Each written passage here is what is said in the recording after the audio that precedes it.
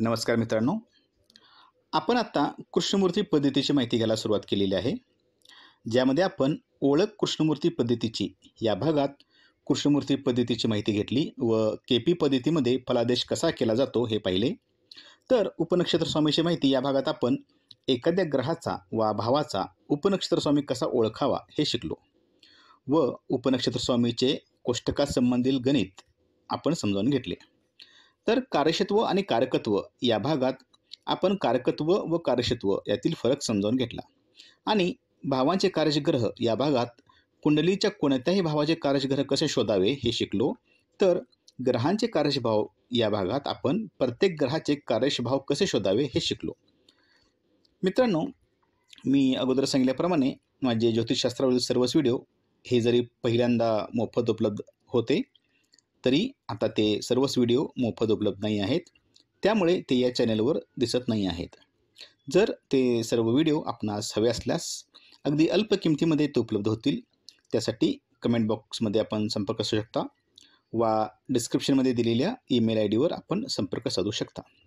असो, तर आता आपण या भागात कृष्णमूर्ती पद्धतीमधील अतिमहत्त्वाचा भाग म्हणजे रुलिंग प्लॅनेटची माहिती घेणार आहोत.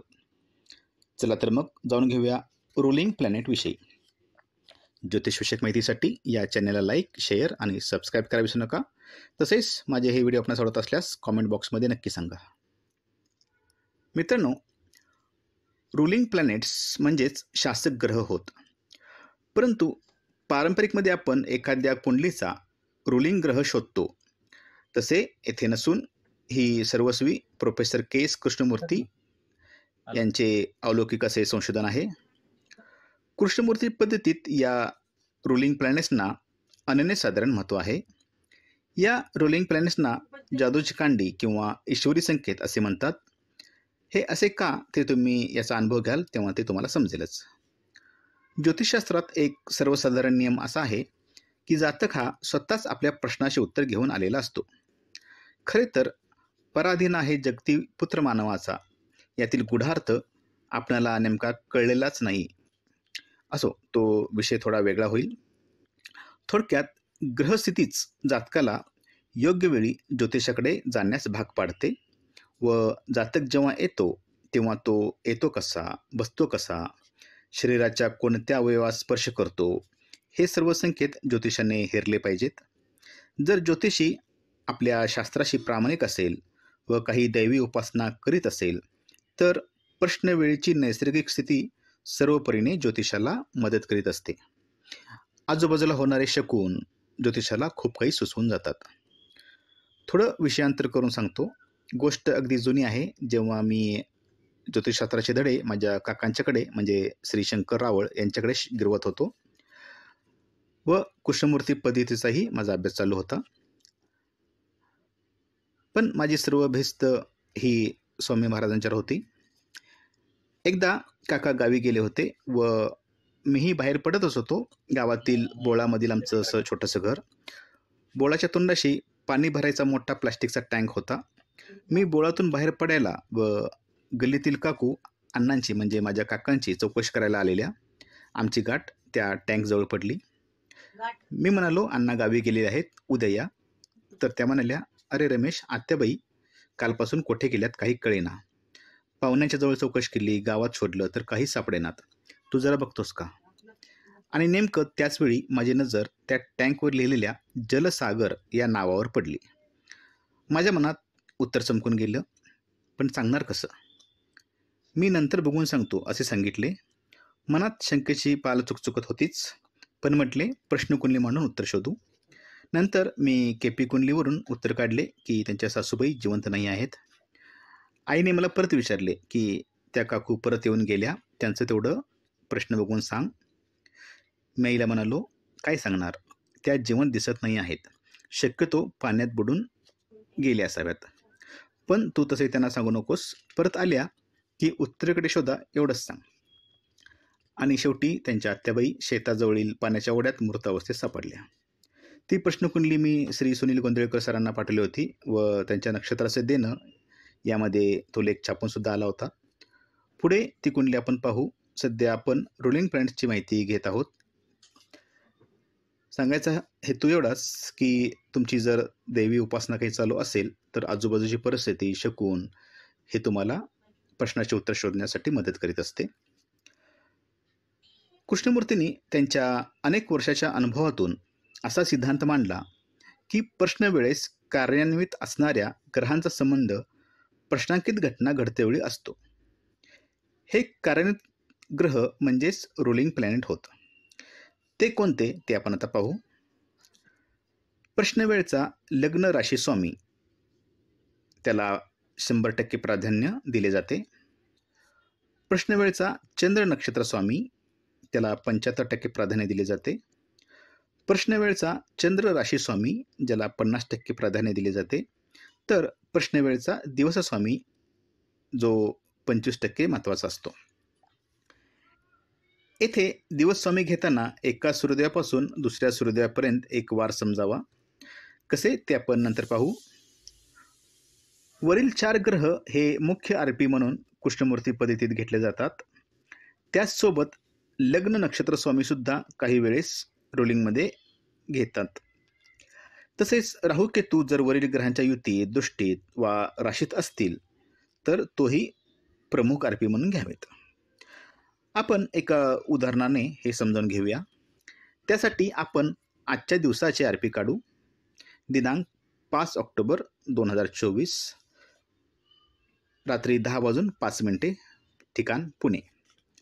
आता इसवी सन 2024-25चे दाते पंचांगाचे ऑक्टोबर महिन्याचे पान उघडा व दिनांक 5 ऑक्टोबरला रात्री 10:05 कोणते लग्न सुरू आहे ते पहा.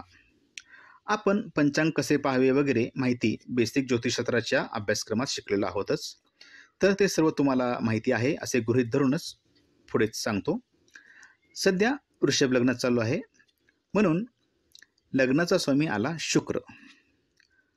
चंद्र नक्षत्र आहे विशाखा म्हणून त्याचा स्वामी गुरु हा आपण रुलिंगमध्ये घेतला.